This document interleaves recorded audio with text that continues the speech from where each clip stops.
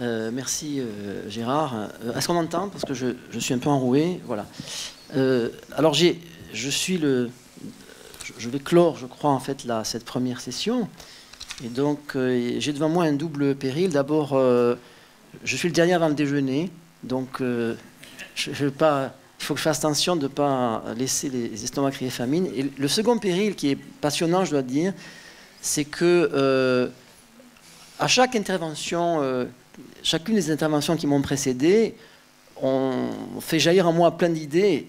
Et je me dis, mais quel dommage que je n'ai pas pensé en fait, à mieux orienter ce que je vais dire sur Eliane Amado par rapport à chacune de ces interventions.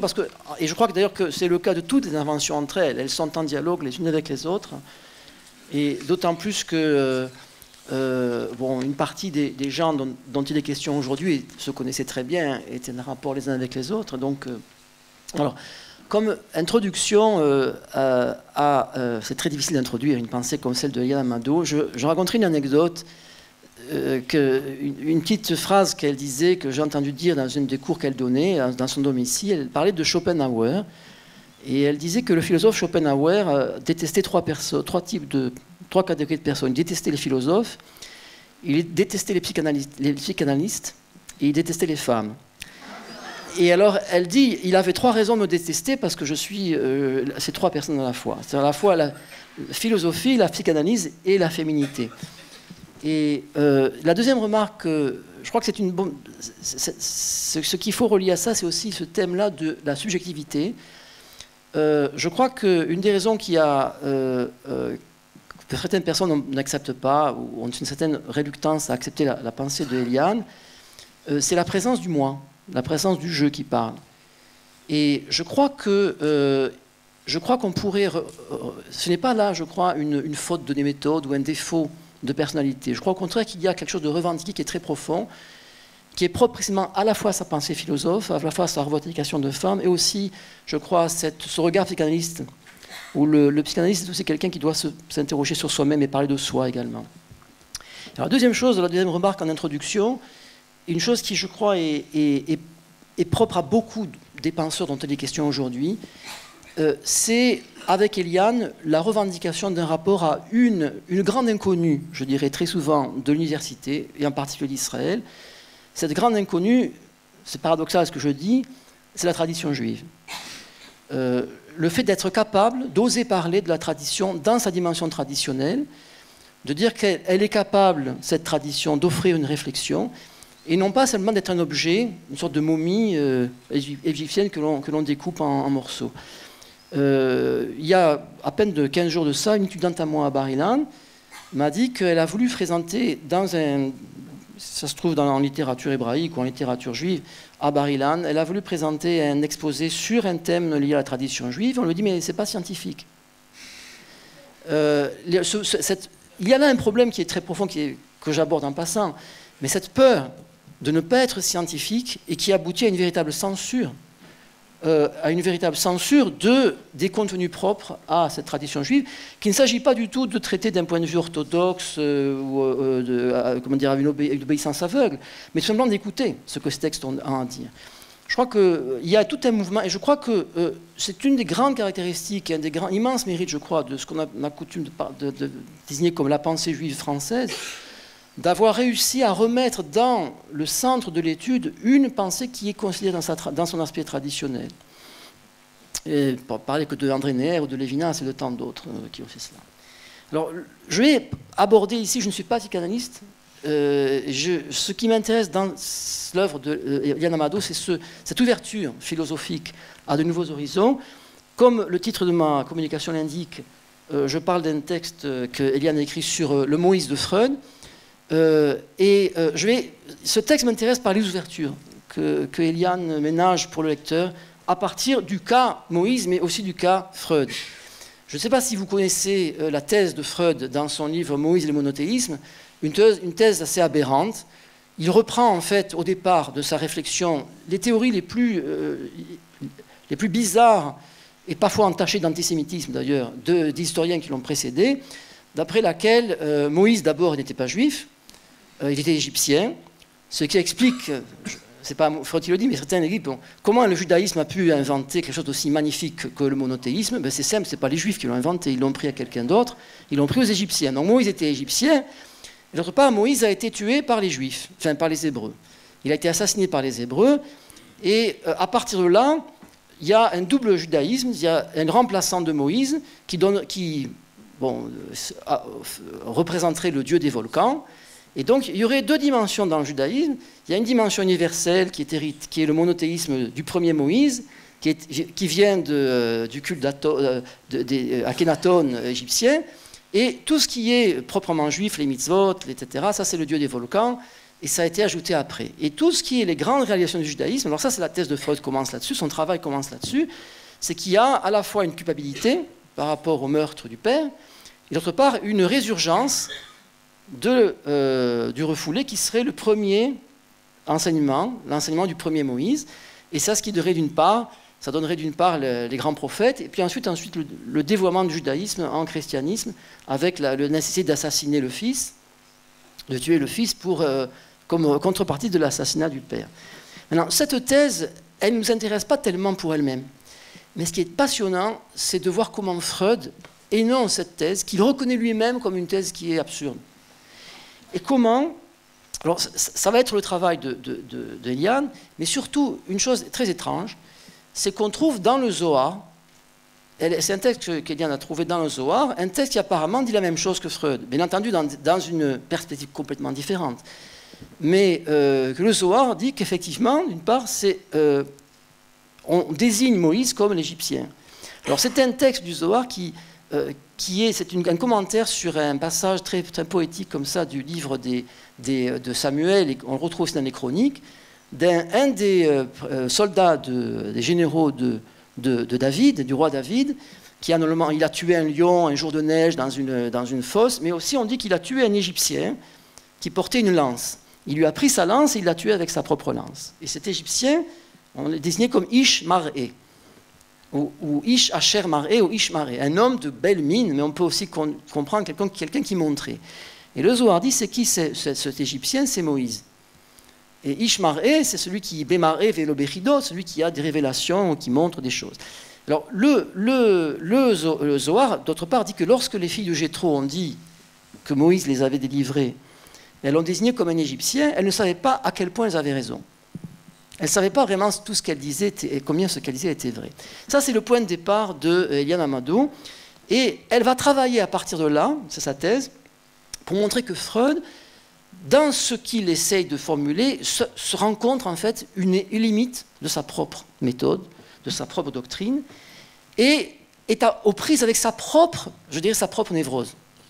D'un juif qui n'a pas accepté son judaïsme, qui se situe à l'extérieur de son judaïsme, mais qui essaie d'être malgré tout juif à l'extérieur de son judaïsme.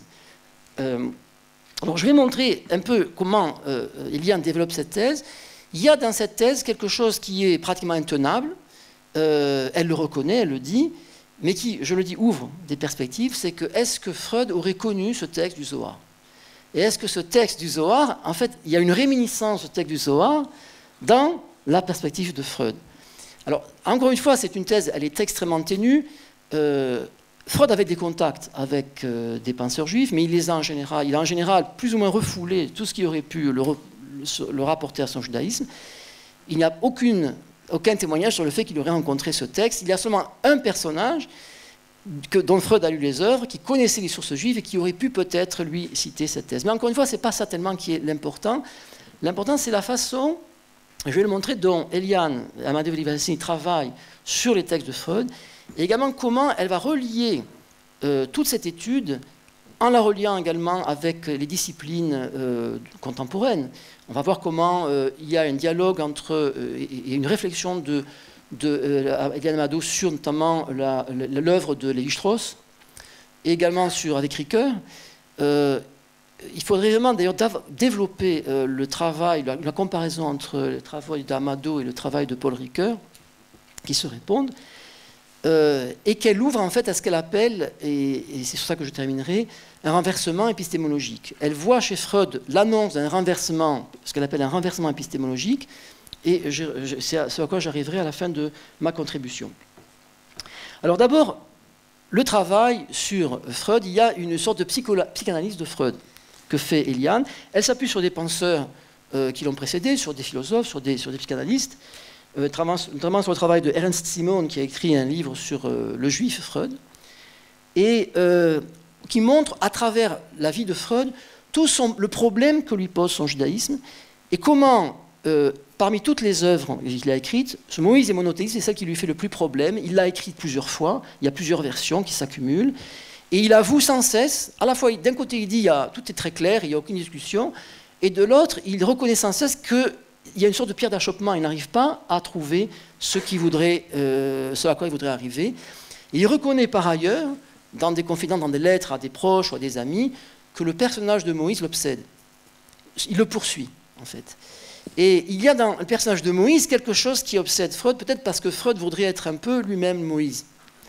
De même que Freud s'identifiait à Joseph, Joseph qui élucide les rêves, c'est ce que Freud a fait, mais il s'identifie également à Moïse. Maintenant, il y a beaucoup de marques de refoulement par Freud de son propre judaïsme.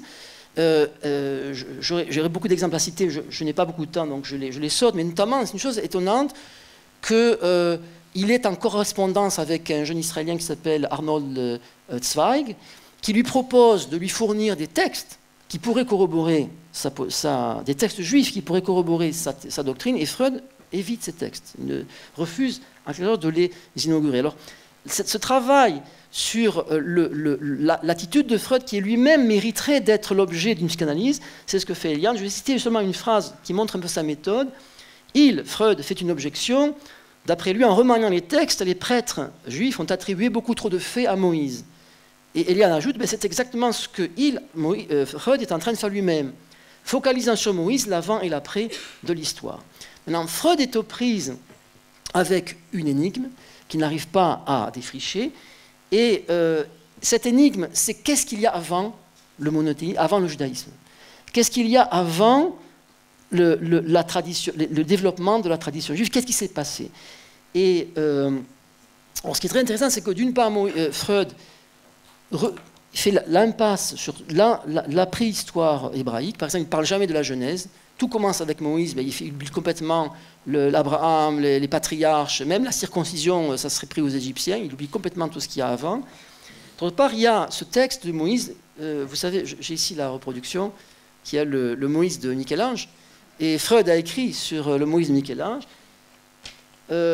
Pour Freud, c'est Moïse avec les premières tables, avant qu'il les casse, et se maîtrisant pour ne pas les casser. Alors ça, cette doctrine est vraiment étonnante. Pourquoi est-ce qu'il s'agit des premières tables? Les premières tables, c'est finalement la Torah d'avant la Torah, c'est le judaïsme d'avant le judaïsme. Mais c'est ça qui fascine Freud. En fait. Et donc, déjà, cette explication sur le personnage de Moïse en dit beaucoup plus sur Freud que sur Moïse lui-même. Alors, ça appelle l'énigme à laquelle Freud s'affronte. C'est une énigme qui est, d'après Amado, déjà évoquée dans le Zohar et dans les textes juifs. Je n'entrerai pas dans le détail de cette énigme, ça nous amènerait trop loin, mais plutôt, encore une fois, dans la façon dont Eliane Amado nous fait approcher de cette énigme.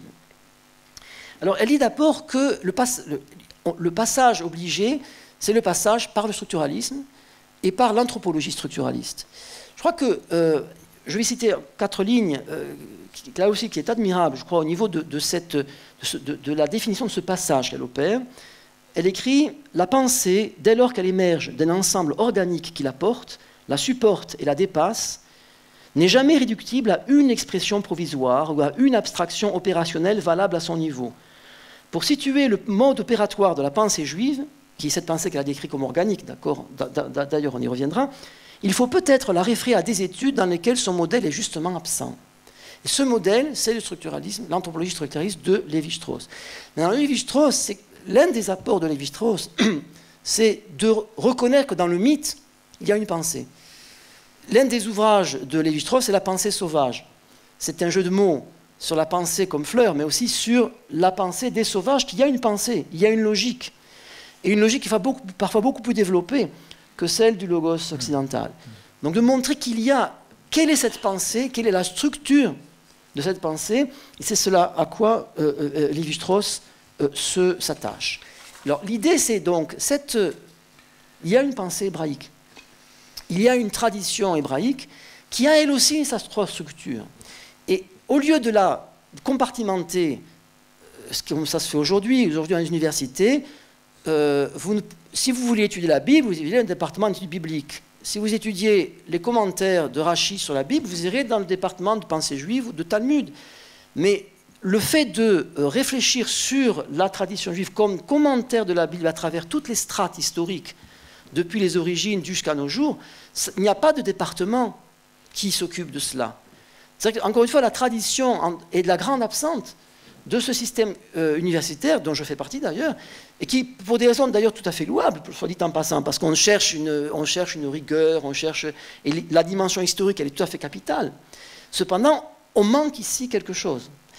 Et alors, ce que fait Amado, c'est essayer de retrouver ces dimensions. Elle le fait en prenant des risques, mais je crois que c'est passionnant à ce niveau-là. Par exemple, elle va essayer de définir, si on parle d'un mythe hébraïque, dans cette tradition juive, qu'est-ce qui le définit en opposition avec, par exemple, le mythe grec et en opposition avec le mythe amazonien que Lévi-Strauss signale.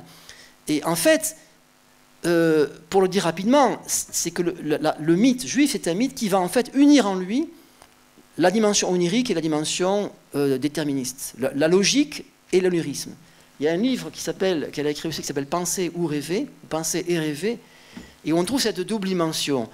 C'est-à-dire que là aussi, bon, ça nous amène très loin. Par exemple, la pensée grecque, la tradition grecque, a été ce lieu où ça c'est des anthropologues élèves de Lévi-Strauss qui l'ont montré, Vernant, notamment Jean-Pierre Vernant, il y a dans la tradition grecque un dialogue entre le rationalisme et d'une part la tradition du mythe. Dans le judaïsme, il y a aussi cette forme de dialogue. Elle va se développer avec le développement de la philosophie juive, mais dès le départ, dans le Midrash, il y a un rapport entre la dimension de réflexion, de logique et de discussion et la dimension, ce qu'elle appelle onirique, qui se trouve dans le rapport au texte. Donc, spécificité du mythe hébraïque, qui est savoir l'unification de la logique et du rêve. D'autre part, le second point, et ici, on pourrait davantage comparer Amado avec Ricoeur, qu'elle cite parfois. Elle reprend cette idée, avec d'autres termes, elle reprend l'idée que Ricoeur a développée, le mythe donne à penser. C'est ce thème-là dans l'herméneutique de Ricoeur qui va être développé.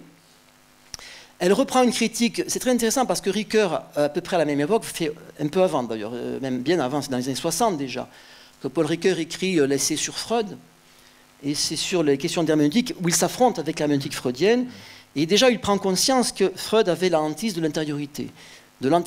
Et c'est ce qu'Amado elle-même va remarquer ici. Maintenant, autre rapport, je dirais, de connivence avec Ricoeur, le fait de savoir dépasser le structuralisme, qui avait tendance à voir les choses de façon fixe et figée, dans le dynamisme de l'histoire. C'est-à-dire d'unir à la fois la dimension de structure et le dynamisme de l'histoire. Donc ça, c'est ce que fait Amado, et je dirais que là où Paul Ricoeur va développer une herméneutique du texte, mais du texte qui inclut à la fois l'étrangeté, la proximité, la critique et l'identification. C'est ce que Ricoeur appelle l'arc herméneutique. Chez Amado, il y a tout simplement le recours à la tradition juive. Que là aussi Ricoeur d'ailleurs n'a pas du tout, bon, même s'il avait une ouverture, une sympathie avec les sources juives, ça serait aussi tout un travail à faire, ça, sur le rapport entre Ricoeur et les penseurs juifs. Il accepte tout de suite et très rapidement les conclusions de la critique biblique et il en fait une sorte de synthèse pour ensuite arriver à la notion de kérigme qu'il reprend à Bultmann et à d'autres théologiens chrétiens. Mais il fait l'impasse lui aussi, en fait, sur ce qui est propre à la tradition juive dans sa continuité historique. Et c'est ce que, au contraire, Amado va essayer de faire. Et c'est ce qu'elle appelle le renversement épistémologique. Ce renversement épistémologique dont Freud aurait eu presque, je dirais, l'intuition, consiste, au lieu de considérer la Torah uniquement comme un objet qu'on peut décortiquer, qu'on peut analyser et réduire à différentes composantes historiques, de la prendre comme source d'une sagesse, donc source d'une réflexion à partir de laquelle on peut développer l'ensemble des réflexions du corpus des sciences humaines. Et je crois que ça, je vais peut-être y revenir un peu dans ma conclusion. Comme on n'a pas beaucoup de temps, peut-être que je vais déjà arriver à cette idée-là. Je crois aussi que c'est un des grands apports révolutionnaires, je dirais, d'une grande partie de cette pensée juive française. Pas seulement le retour valorisé, je dirais, et confiant et revendiqué à la tradition juive, mais le fait de dire que cette tradition juive peut être elle-même source d'une discipline, d'une réflexion qui peut intéresser les sciences humaines et parler des sciences humaines.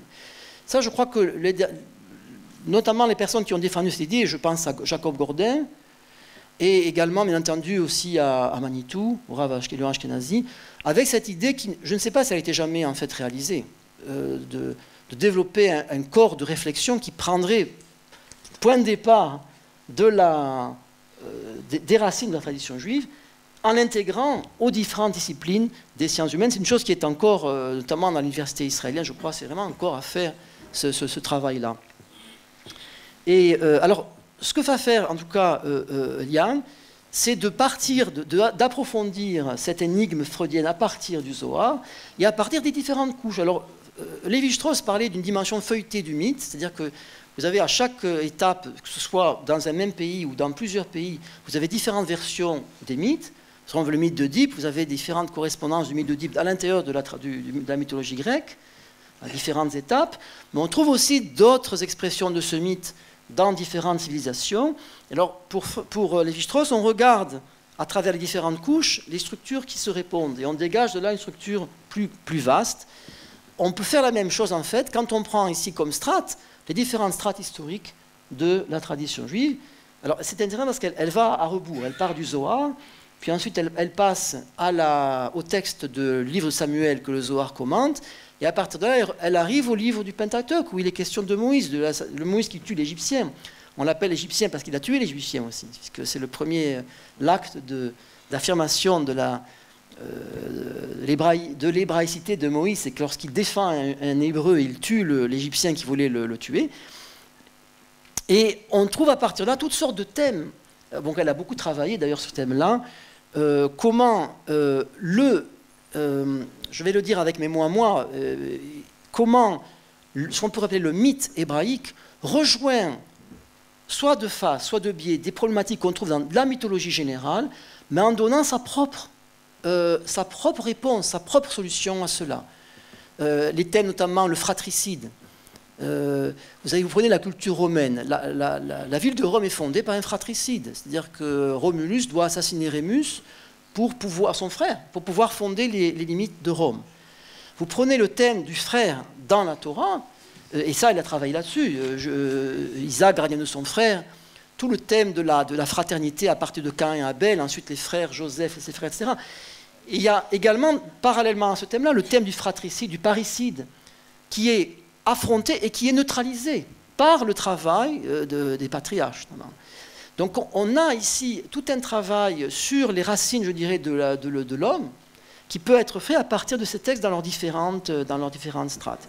Alors, l'ouverture, on ne pourra pas donner la réponse ici, elle ne donne pas la réponse, elle laisse ouvert, mais Moïse, l'Égyptien, il est tué, il était l'homme à qui Dieu a révélé des choses, Bémaré Vélobéchidot, par une révélation et non par des énigmes, et c'est lui qui ensuite prend cette fonction de transmettre le savoir Bémaré, Ish Asher Maré. Il devient l'Égyptien qui donne la vision de la vérité aux hommes, et cette vision, elle est comme si on a fauté, alors elle se dérobe. C'est-à-dire que là, d'après le Zohar, Moïse est mort, en quelque sorte, il y a une dimension de Moïse qui est enlevée parce que le peuple a fauté. C'est une des ouvertures qu'elle donne. Mais je ne veux pas m'étendre là-dessus, je crois que c'est beaucoup plus intéressant de voir comment il y a ici un horizon et une énigme qu'il s'agit d'approfondir à partir des sources juives, et que Freud, dans sa recherche passionnée et inquiète, que Freud d'ailleurs appelait à continuer en disant qu'il se trouve aux prises avec quelque chose de grandiose qu'il ne peut pas définir, et il dit que c'est une chose qui doit intéresser la postérité, que Freud arrive peut-être commencer à soupçonner. Donc ce rapport dans la tradition juive avec quelque chose que Amado, et elle rejoint Léon Ashkenazi, Manitou, ce thème-là, elle part de l'émergence, dit que les textes, le mythe juif ou le mythe hébraïque toujours montre le travail de l'émergence des valeurs, l'émergence de la conscience, l'émergence de la responsabilité à travers l'histoire, Et ça rejoint ici le thème qui a été extrêmement développé par Manitou, le thème des engendrements, des toladotes. Voilà, alors je termine sur, comme beaucoup d'ailleurs de mes confrères, mes collègues, de mes maîtres, on termine sur une interrogation. Je crois qu'il y a, ça renforce ce qu'on a vu, je crois, dans les précédentes communications. Il y a effectivement un énorme travail à accomplir autour de cette pensée juive française. Et il faut remercier les organisateurs d'avoir fait ce colloque. Sur le rapport, non seulement avec ce discours universel, le rapport de ces chercheurs entre eux, je crois qu'il faut développer, qu'on va écouter avec beaucoup d'intérêt, mais cette possibilité aussi de relancer une réflexion. Sinon, quand on va parler de Lévinas, quand vous allez parler d'André Neher, je suis sûr qu'on va aborder ce thème-là, etc. Comment la réflexion sur la pensée juive n'est pas seulement une réflexion sur la pensée juive, mais qu'elle relance en fait la réflexion sur toutes les disciplines de la pensée occidentale. Je vous remercie.